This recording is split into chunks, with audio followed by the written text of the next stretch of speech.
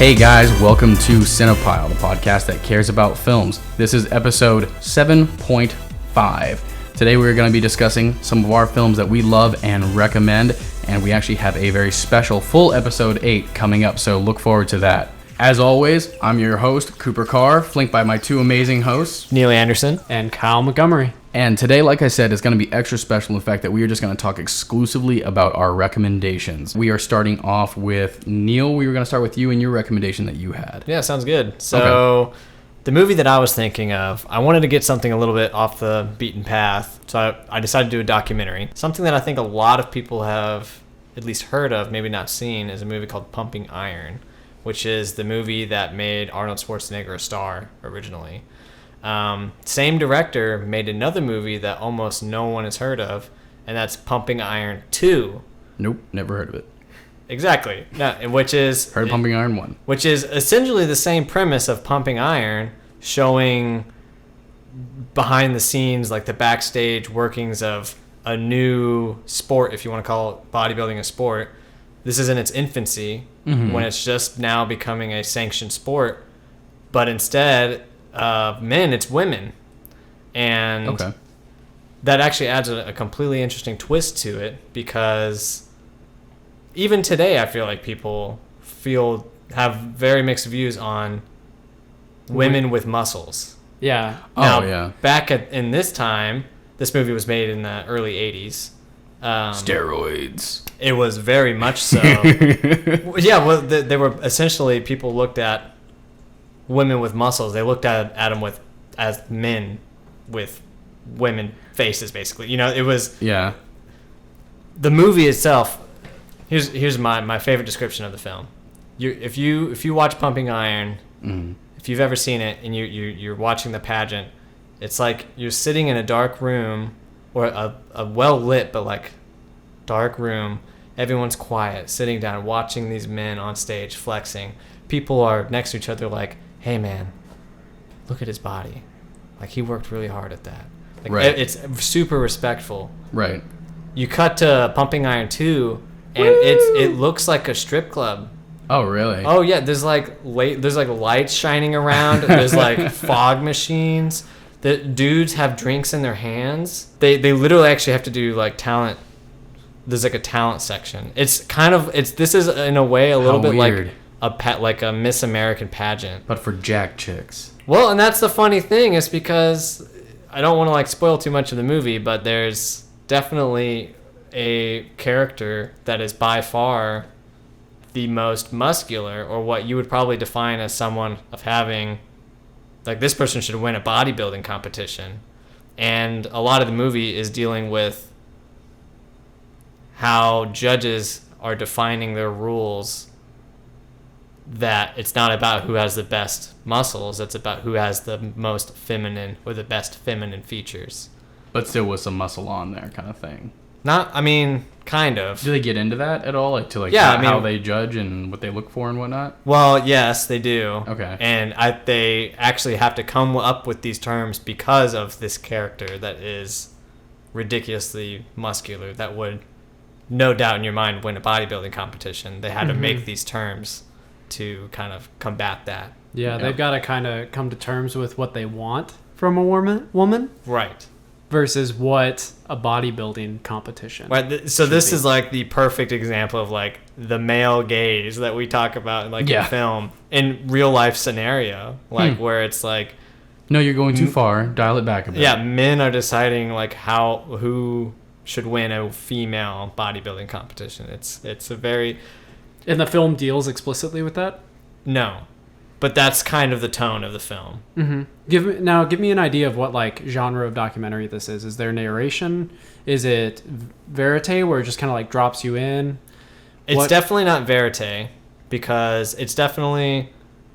I mean, it's not narrated. It's like talking heads. But this is clearly the scenes that are happening in the film. The director knew what was going to happen before it happened. Okay. Kind of deal. Just like Pumping Iron, the first one. Like, obviously the dialogue and all that is real and like spontaneous, but they're like, okay, now we're going to the competition, and now you know, like, they know what to expect. This isn't like camera is hidden in the back room and, catching moments. Right.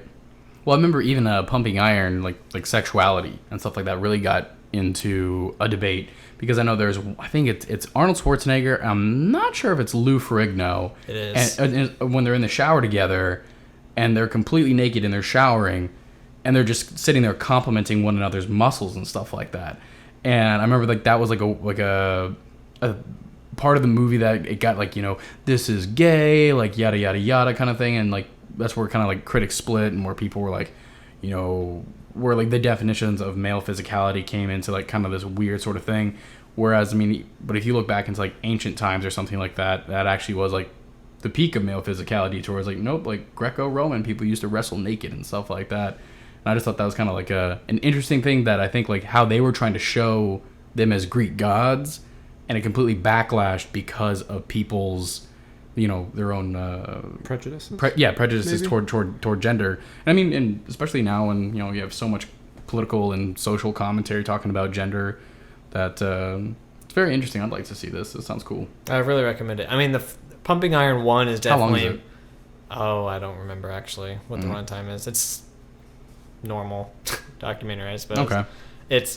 Pumping Iron 1 is definitely more memorable because Arnold Schwarzenegger. Right.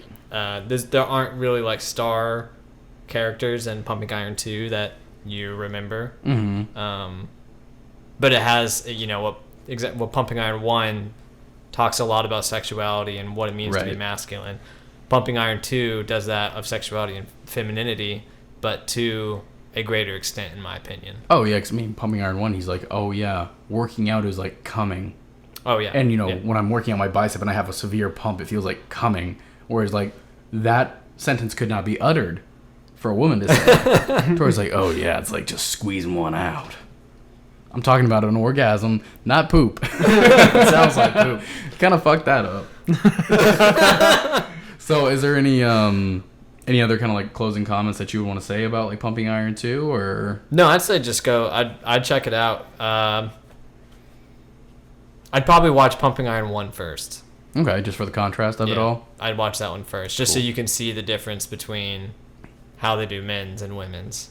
Yeah, you always have a very good eye for documentary and stuff like that. I've noticed that's been a pretty continual thing. That, like, is that something that you always look for, is like a very strong reality kind of film? Like, just me wondering about like what your movie tastes are. I guess just noticed that. Long like, story short, yeah. I originally got into film to do documentary. Okay. So that was my original. Well, that makes sense. Love. Mm-hmm. So, yes. Cool. So Pumping Iron 2, check it out, guys. Kyle. So my recommendation today is kind of a personal one to me. It's a film from 1955 called Rififi. And the film itself has this really cool complex history. So the director is Jules Dassin, and he didn't want to make the film. He had almost no budget to make the film, but he was living in exile in France, almost penniless, because of the blacklist in America. A fellow director had turned him in as a communist, and so he ran to France where they accepted him, and he ended up making this noir film and going on to win Best Director at Cannes Film Festival that year. And I watched this film while I was studying at UNT, the university we all went to, and I tried to make my Film Styles project kind of like an homage to this movie. It's got this beautiful visual kinetic ending where the protagonist is racing through the streets. I won't tell you anything more about that, but the editing is fantastic. It's just, like I said, kinetic and chaotic. And I tried to do a short film with a little bit of an homage to that scene, and my buddy was the actor, and we ended up totaling my car, and I broke my collarbone because I was in the back filming with no seatbelt. So I owe Rififi that. It's fantastic. I think bled for cinema. I bled for that cinema. I mean, that was right around the time we actually kind of met. That was the class we met in. Exactly. Yeah. Like, that guy's I remember crazy. when we first met. Like, yeah, you was like you had your break. You had your. My arm was in a sling. In a sling. Yeah. Yeah. If you do enjoy the noir film genre, do you enjoy heist films?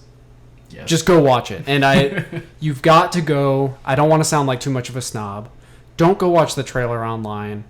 the transfer is terrible. You've got to get the Blu-ray Criterion. Find a way to rent it. And yeah, that's the only way to watch this film. The black and white is beautiful. If you do that, if you watch it any other way, like DVD or whatnot, outside of the Criterion Collection, it's going to look nasty. The film's big claim to fame was a 32-minute long, completely silent, as in no dialogue, no music, heist. It's a jewelry heist. So they're breaking into an apartment below them by going through the floor, or through the ceiling rather, the floor of their apartment, the ceiling of the other. And oh my gosh, the tension is just palpable. Jules Dassin had a little back and forth with the composer, and the composer was like, you know what, just let me do it. I'm going to create this epic piece for it, this epic 30-minute long heist song. And the director screened it for him with and without. And as the story goes, at the end of it, the composer turned to him and he said, yeah, without. You got to do it without. Yeah. So it's like the tension is just so palpable. It's all visual, and you see these men doing the heist, looking back and forth. It's like, I mean, the genre itself is really masculine, but this is like the epitome of it. It's like all these men working as a team to pull off this jewelry heist. And it's for that alone, for that sequence, it is worth watching the film.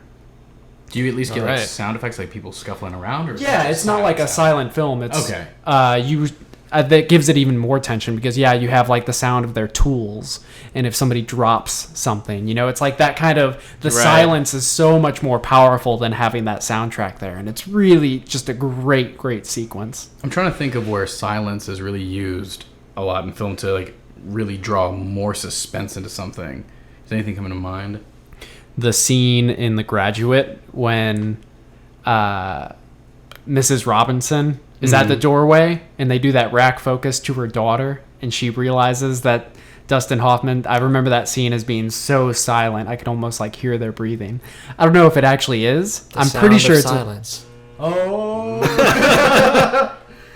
So yeah, I guess in conclusion, it's good to watch for several reasons. I think it's incredibly entertaining. I think it's really up there in my opinion as far as that like really manly noir genre goes. It's got that great heist sequence, and it's got a lot of history behind the film. This director, like I said, was over there because he was blacklisted. Then it's a really interesting history behind the film. They made it for almost no money. The director himself plays a role in the film. Yeah. There's a scene that you'll see in the film where they're in a cafe across from the place that they're planning to rob.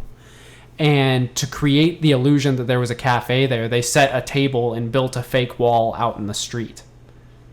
Oh, wow. There was no actual cafe there. There's nothing adjacent to the location. So they just made a cafe there. That's nice. That's like guerrilla filmmaking. Exactly. To the max. You can definitely learn a thing or two from it if you're interested in making films. What do you got for us, Coop? What's your recommendation? Little sci-fi that not a lot of people know about that all three of us have seen. It's called Sunshine. It's by director Danny Boyle. We know him from 127 Hours, 28 Days Later. Train Spotting. Yeah, Train Spotting. Shallow Grave. I have never seen Shallow Grave. I wanted to see that. And then also, what's the one that he won? Millionaire. Slumdog Millionaire. Oh, God. Which personally, I know everyone, I don't like it. I don't know why. You've got to watch it. You said the same thing about Silver Linings Playbook, and then I was like, Cooper, we got to give it another chance. It's like one of my favorite movies now. I love Silver Linings so much. Just open up your heart. I think people are... That was a very Kyle thing to say. Just open up your heart. It's a super sentimental movie. I'm sorry to get just sidetracked here, but we're going to give it another shot. I love like Kyle's enthusiasm when he's reviewing something, especially when I'm reviewing these later on, and I'll hear Kyle and he's like, it starts out slow, but you gotta let it finish. and it's always like these really enthusiastic. But I love how passionate Kyle is about everything. But essentially, Sunshine takes place 50 years in the future. So it takes place in 2052, and the entire premise is that the sun is turning off, and it's slowly getting dimmer and dimmer, and the Earth is slowly becoming a snowball Earth. And they're sending out this massive spaceship that's 1 mile long called Icarus 2. The reason it's called Icarus 2 is, ironically enough, Icarus 1 failed.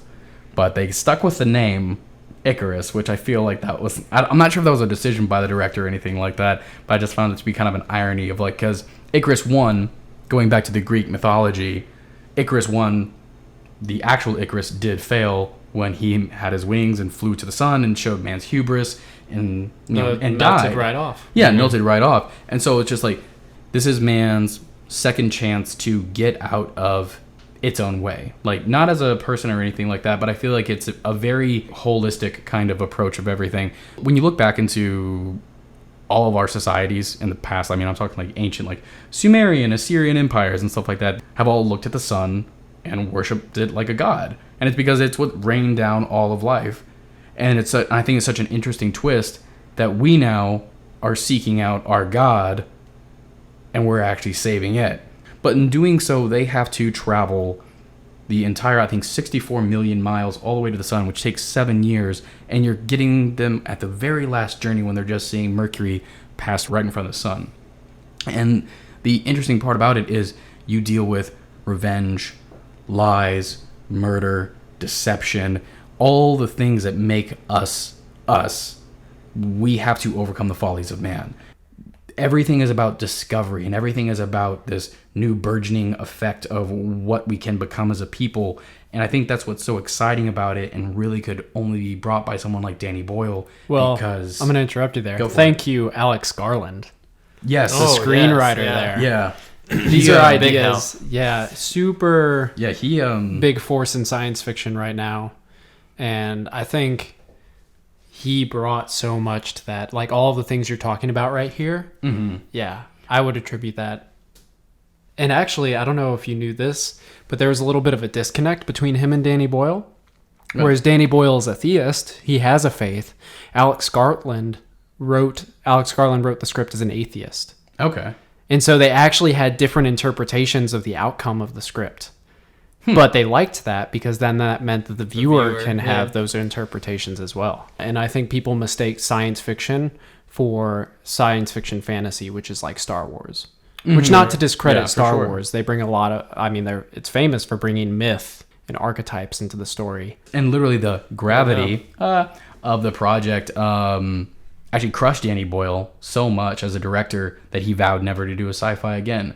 Because people don't realize that when you build a sci-fi, it's a light socket can't look like a light socket anymore.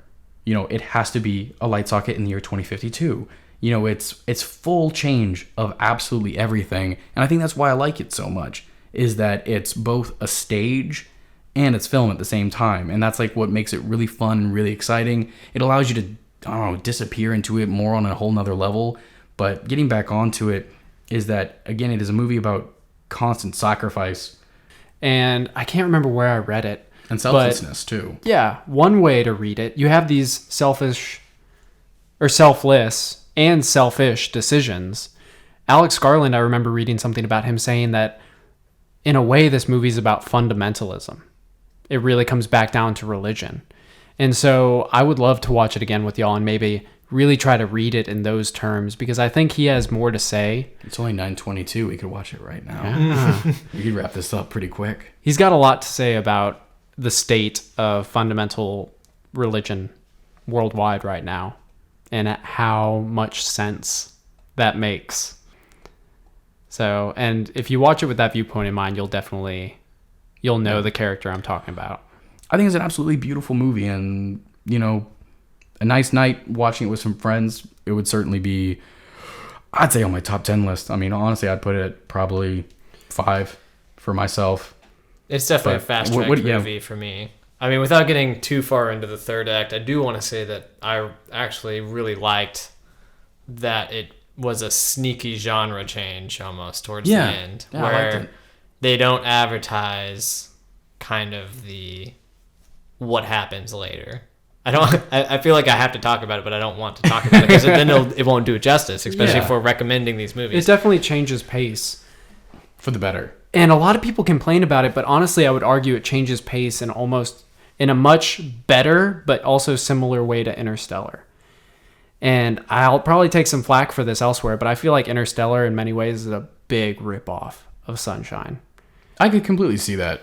But you actually can see, I'm not sure if it's on Netflix anymore, but you can definitely go rent it or check it out on Amazon. I think it's on Amazon Prime streaming, and I actually just bought the DVD like 20 minutes ago. On Not Amazon. the Blu-ray? No, the Blu-ray with the director commentary. Come on. See, I think the combination, just going back to what we were talking about, would be Interstellar is kind of Sunshine and kind of Inception. Even though it's not Inception of going into a head, but it's all about the time dilation and like, okay, how long can we be here for? Yeah. And how long is that relative to these people? Yeah. Mix that with Sunshine, and that was Interstellar. Yeah. That was the best conflict of Interstellar. And I think we can all agree, way superior to Interstellar. By far. On pretty much every scale in my mind. The only thing Interstellar has going for it, well, I mean, I actually enjoyed Interstellar, but it does have recency on its side, so it has better technology as far That's as true. Graphics go, or just scale of Yeah, the film. the wormholes. That's about all it has over Sunshine, and it's Yeah. a barely narrow margin, even with that Yeah, for advantage. sure. Little tidbit, in the original script by Jonathan Nolan, TARS is with Matthew McConaughey in the timescape black hole, and it's TARS who's able to take that data and bring it back. That makes a lot more sense. So he becomes a giant external hard drive. Exactly. I He love becomes a giant external hard drive. Instead of translating it to the second hand of a watch, how would she know where he started? And she figured It out would the just binary. Oh yeah, because exactly. Because How does she know there if would he be a gap started of at this- data. You know, she'd postulate science and math. Yeah. Shut your mouth. It's Matthew McConaughey. It's love. Yeah, right. Love conquers all. But let's go through one more time and just say our recommendations, just because we have talked a little bit about Sunshine. Neil, Pumping Iron 2. Pumping Iron 2, a movie about chicks getting ripped and dealing with gender issues at the same time and male Gaze. voyeurism and weird shit. That was a good summary. I think that was perfectly done. Kyle. Rififi, the French crime thriller from 1955. Spell that. Rififi. Alrighty. I'm sure Google can autocorrect anyone who Googles it for sure. Well, we'll have it up on the we'll have it on our.